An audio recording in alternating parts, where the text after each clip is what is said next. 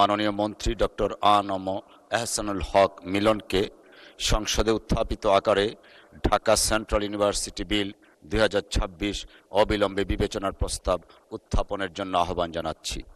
আমি ডক্টর আ.ন.ম এহসানুল হক মিলন, শিক্ষামন্ত্রী, প্রস্তাব করছি যে ঢাকা সেন্ট্রাল ইউনিভার্সিটি বিল স্থাপনকল্পে আনিত বিলটি ঢাকা সেন্ট্রাল ইউনিভার্সিটি বিল 2026 অবিলম্বে বিবেচনার জন্য গ্রহণ করা হোক। ধন্যবাদ মাননীয় মন্ত্রী। সংসদের সামনে প্রশ্ন হচ্ছে, সংসদে উত্থাপিত আকারে ঢাকা সেন্ট্রাল ইউনিভার্সিটি বিল 2026 অবিলম্বে বিবেচনার জন্য গ্রহণ করা হোক। যারা এই প্রস্তাবের পক্ষে আছেন তারা হাঁ বলুন, যারা এই প্রস্তাবের বিপক্ষে আছেন তারা না বলুন।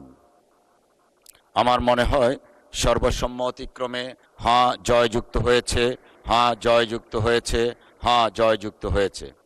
অতএব সংসদে উত্থাপিত আকারে ঢাকা সেন্ট্রাল ইউনিভার্সিটি বিল 2026 অবিলম্বে বিবেচনার জন্য গৃহীত হলো।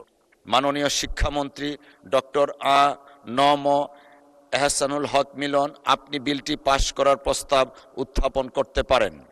মাননীয় স্পিকার, আপনাকে ধন্যবাদ। আমি ডক্টর আ.ন.ম এহসানুল হক মিলন প্রস্তাব করছি যে ঢাকা সেন্ট্রাল ইউনিভার্সিটি অধ্যাদেশ 2026 আনিত বিলটি এই মহান সংসদে পাশ করা হোক। ধন্যবাদ মাননীয় মন্ত্রী। সংসদের সামনে প্রশ্ন হচ্ছে, সংসদে উত্থাপিত আকারে ঢাকা সেন্ট্রাল ইউনিভার্সিটি বিল 2026 পাশ করা হোক। যারা এই প্রস্তাবের পক্ষে আছেন তারা হাঁ বলুন, যারা এই প্রস্তাবের বিপক্ষে আছেন তারা না বলুন।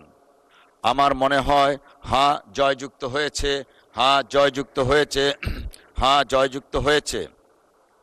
অতএব সংসদে উত্থাপিত আকারে ঢাকা সেন্ট্রাল ইউনিভার্সিটি বিল 2026 সর্বসম্মতিক্রমে পাশ হলো।